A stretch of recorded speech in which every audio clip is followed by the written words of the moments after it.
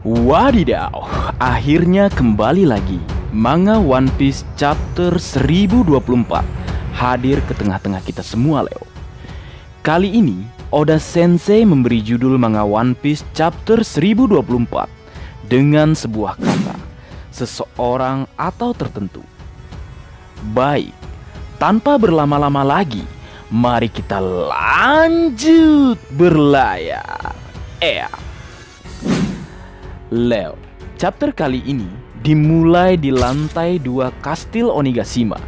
Kita bisa melihat bentuk siluet seseorang di belakang ruangan, sementara banyak bawahan Kaido mulai jatuh dan mulutnya berbusa. Mereka melihat sekeliling, kemudian mencoba mencari dan menemukan siapa yang menggunakan Hausoku Haki atau Haki Raja untuk melawan mereka.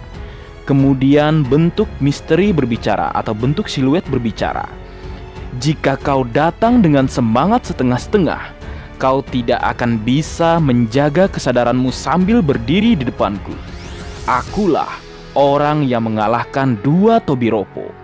Aku, Usohachi, si pemburu Nihou, atau jika diartikan, Usohachi, si pemburu Flying Sick atau Tobiropo. Dua dari mereka, ujar bawahan Kaido yang kaget setelah mendengar itu. Bentuk siluetnya adalah God Usopp yang muncul mengendarai buaya raksasa. Sebenarnya Usopp mengendarai Gifter yang memiliki buaya penuh di kepalanya, dan dia hampir tak bisa berjalan. Usopp mulai beraksi, mencari nama dan mencari panggung dengan kemampuannya. Memang dia tidak punya Haki Raja, tapi ingat Leo, dia punya Hoki Raja.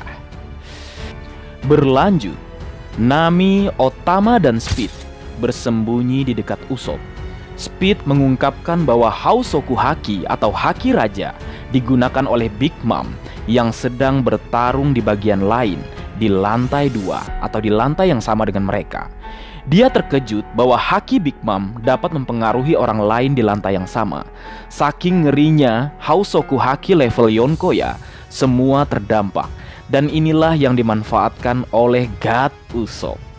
Dua Tobiropo, yaitu Pekwan dan Ulti, dibuat seolah-olah dia yang mengalahkan. Padahal yang mengalahkan adalah Big Mom dan senjata Big Mom yang kini dimiliki Nami. Kembali ke cerita, Nami menghubungi Franky dengan Denden Mushi. Franky berada di zona yang terhubung dengan lantai utama panggung pertunjukan Pulau Onigashima. Dia masih tidak yakin apa yang terjadi, namun pasukan Kaido mulai bergerak menuju lantai utama panggung pertunjukan. Franky melawan mereka bersama dengan kru bajak laut hati atau anak buah Lau dengan tujuan untuk menghentikan pasukan Kaido agar tidak pergi ke bawah. Berpindah lagi ke lantai 3, Kastil Onigashima, area di mana Black Maria dan Nico Robin bertarung sebelumnya, kini benar-benar terbakar hebat. Saat beberapa Ming menonton adegan ini, kita bisa melihat Soul King Brook sedang menyeberangi jembatan dengan membawa serta Nico Robin saat mereka melarikan diri dari kobaran api. Dan nampaknya mereka berdua baik-baik saja meskipun Nico Robin masih tidak sadarkan diri setelah pertarungannya. Kemudian selanjutnya, Soul King Brook menghubungi Jinbe yang masih berada di lantai 4 Kastil Onigashima. Di sana pertempuran masih berlanjut melawan bawahan Kaido. Jinbe bertanya-tanya mengapa Kaido belum kembali ke kastil dan siapa yang menghentikannya atau menahannya. Beberapa bawahan Kaido mencoba masuk untuk menghindari kobaran api yang ada di lantai lain. Namun Kawamatsu dan pemimpin Yakuza melawan mereka untuk menghentikan mereka masuk ke lantai utama panggung pertunjukan Onigashima. Kemudian cerita berpindah ke atap atau puncak Gunung Tengkorak Pulau Onigashima. Hyakuzu no Kaido dan Yamato masih bertarung. Yamato menggunakan serangannya Nari Kabura atau panah Nari Kabura untuk menyerang dan melawan ayahnya. Namun Kaido mengusirnya dengan kanabo atau gadanya. Kaido melompat dan menggunakan serangannya Kongo Kabura atau panah tak terhancurkan yang merupakan versi lebih kuat dari Nari Kabura. Yamato mencoba menghentikannya, namun serangan tersebut terlalu kuat dan akhirnya membuatnya terlempar dan menabrak bebatuan. Kemudian Yamato bangkit kembali dan pulih dari serangan. Lalu dia mulai berbicara dengan ayahnya. "Kau selalu ingin membunuhku," ujar Yamato. "Ya, itu benar. Ini bukan hanya pertengkaran keluarga. Jika kau ingin menyebut dirimu Oden, maka kau harus siap berperang melawanku," ujar Kaido balas menjawab. Mendengar apa yang Kaido katakan padanya, Yamato balas bertanya, apa salahnya mengagumi seseorang? Kemudian terjadilah kilas balik atau flashback Yamato. Kaido dan Yamato berada di dekat tori raksasa di pintu masuk Onigashima. Itu adalah naga yang dihancurkan es beberapa tahun kemudian. Dari penampilan Kaido, kilas balik terjadi tak lama setelah kematian Kozuki Oden 20 tahun yang lalu. Karena Kaido masih mengenakan perban di dadanya dari luka yang Oden berikan padanya. Yamato dirantai ke tiang kayu karena dia terus menyebut dirinya Oden. Dia terluka parah. Dia memiliki benjolan besar di atas mata kanannya. Dan dia juga lapar. Penampilannya sama seperti sekarang, baik pakaian dan gaya rambutnya juga sama. Namun dia terlihat masih anak-anak karena itu 20 tahun yang lalu. Di sekelilingnya, kita bisa melihat beberapa bawahan Kaido jatuh dan mulutnya berbusa. Beberapa dari mereka memanggil Yamato putri raksasa atau Onihime. Melihat itu, Kaido berkata, "Haki Raja, kau memiliki potensi. Tapi jika kamu ingin tetap menyebut dirimu Oden, maka kamu harus mati, Yamato," ujar Kaido. Mendengar pernyataan ayahnya, Yamato menjadi kaget dan terkejut. Kemudian Kaido membawa Yamato ke sebuah gua dengan kanji seperti ini, tertulis di pintu masuknya. Gua tersebut memiliki batu raksasa sebagai pintu penutupnya. Yamato kemudian dirantai ke batu raksasa yang memiliki tali Shimenawa yang melekat padanya. Yamato kemudian menangis. Di dalam gua, ternyata ada 3 pendekar pedang atau samurai terhebat Wano Kuni yang telah ditangkap Kaido. Dan untuk saat ini, kita hanya bisa melihat siluet mereka. Kaido kemudian berbicara kepada mereka. "Jika ada di antara kalian yang ingin menyatakan menyerah, aku akan membiarkan kau keluar dari gua ini dan kau dapat bergabung dengan tentaraku." Saat Kaido mengatakan hal tersebut, dia meninggalkan beberapa pedang di tanah. Dia juga meninggalkan 1 porsi makanan di sebelah mereka. Dengan cara ini, mungkin saja mereka saling membunuh untuk makan. Kemudian Yamato memohon kepada ayahnya atau Kaido untuk melepaskannya. Namun Kaido justru berkata, "Bukankah kau mengatakan bahwa kau adalah Oden?" Dan setelah itu, Kaido meninggalkan gua. Yamato ditinggalkan sendirian dengan 3 samurai saat perutnya keroncongan karena lapar. Dia memperhatikan mereka dengan cermat sementara dia berpikir dia akan mati. Yamato lalu berkata, "Aku Oden, tapi aku juga putra Kaido, orang yang telah membunuh Oden.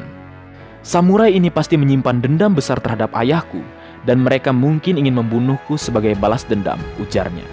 Tiba-tiba, salah satu samurai berdiri, dan Yamato percaya bahwa ajalnya telah tiba. Namun, samurai tersebut justru mendekati Yamato dan memberinya makanan. "Makanlah," ujarnya berkata pada Yamato. Seorang samurai tidak pernah lapar. Yamato mulai makan sambil menangis dan berterima kasih pada sang samurai.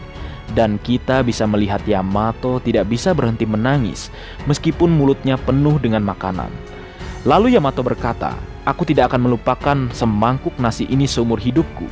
Ketika Yamato selesai, samurai lain berdiri. Dia menghunus pedangnya yang memiliki ujung hitam dan kemudian memotong rantai Yamato dengan mudah. Yamato mulai berbicara dengan samurai itu dan menanyakan namanya. Namun sang samurai berkata, "Seorang samurai yang kalah tidak memiliki nama. Panggil saja saya Nanigashi atau seseorang tertentu." Ini sepertinya yang merujuk pada judul chapter kali ini, Leo. Berlanjut, saat samurai berbicara, kita akhirnya bisa melihatnya dengan jelas. Dia identik atau mirip dengan Roro Noa Zoro, namun beberapa tahun lebih tua. Dia memakai perban di kepala dan mata kirinya. Di chapter ini namanya tidak disebutkan, namun sepertinya samurai tersebut mungkin Shimotsuki Ushimaru, sang daimyo wilayah Ringo. Samurai mengatakan mereka bersimpati dengan Yamato dan mereka juga mencintai Oden. Kemudian Yamato menunjukkan kepada mereka jurnal Oden dan samurai terkejut ketika melihatnya. Dan kita bisa melihat dengan jelas dua samurai lainnya. Seseorang memiliki wajah panjang dengan alis besar dan cambang, dan dia juga berjanggut. Ini adalah yang memberikan mangkuk nasi kepada Yamato. Samurai lainnya memiliki wajah berbentuk segitiga, tali diikat ke dahinya, dan riasan mirip aktor kabuki. Yamato kemudian berkata, "Saya tidak bisa membaca apa yang dikatakan jurnal tersebut. Bisakah kamu mengajariku membacanya?" Samurai percaya pada Yamato, dan kemudian selama hari-hari berikutnya, mereka mengajari Yamato membaca jurnal Oden. Yamato kagum dan bersemangat dengan semua yang dia temukan. Setelah 10 hari, Yamato melemah dan hampir mati karena tidak punya makanan untuk dimakan. Samurai berkata, "Jika Kaido benar-benar ingin kau mati, maka kau tidak akan bisa hidup cukup lama untuk melihat pertempuran yang diprediksi Oden sama, yang akan terjadi dalam waktu 20 tahun. Lalu Yamato balas berkata, "Jika aku bisa hidup sampai hari itu, aku akan berjuang untuk Wano Kuni." Mendengar itu, sang samurai yang nampaknya Shimotsuki Ushimaru kaget dan penuh tanya. Kemudian dia berkata, "Kalau begitu, kami akan membantumu untuk hidup dan bergabung dalam pertempuran itu. 20 tahun terlalu lama bagi kami," ujar sang samurai. Samurai yang tampaknya adalah Shimotsuki Ushimaru melepas bagian atas kimononya dan menghunus dua pedangnya. Di punggungnya dia memiliki tato dengan dua pedang bersilang, simbol yang sama yang digunakan Koushiro atau Sensei Zoro di dojo dan pakaiannya. Wadidaw Leo. Kemudian 3 samurai menghancurkan batu raksasa yang menghalangi pintu masuk gua dan pergi untuk melawan Kaido. Dan kemudian flashback selesai. Sebelum berlanjut, mari kita sedikit membahas setelah 3 samurai keluar dari penjara gua, apa yang mereka lakukan dan apa yang terjadi setelah itu. Jika mereka benar-benar bertarung melawan Kaido, apakah mereka masih hidup ataukah mereka sudah mati? Apakah mereka telah mati atau ketiganya justru mengintai dan bersembunyi di dalam pasukan bajak laut buas Kaido? Namun memang harus kita akui, kita belum melihat tanda-tanda 3 samurai ini sampai sekarang. Tapi, kita masih punya sedikit harapan dengan siluet yang pernah muncul sebelumnya saat para Akazaya terluka parah. Apakah sosok itu ada hubungannya dengan 3 samurai ini? Nanti akan kubahas secara terpisah untuk kalian Leo. Bagi yang punya pendapat silahkan tulis di kolom komentar. Siapa tahu bisa kugunakan sebagai bahan. Yos. Kembali ke masa sekarang, Yamato berkata pada Kaido, "Katakan padaku, kenapa kau mengambil kebebasanku? Mengapa Anda mengambil kebebasan negara ini?" ujarnya. Lalu Kaido balas berkata, "Dasar amatiran, dunia ini tidak dapat dijelaskan dengan pertanyaan dan jawaban sederhana," ujarnya. Dan kemudian Yamato dan Kaido menyerang pada saat yang bersamaan menggunakan Raime Hake atau Thunder Bagua.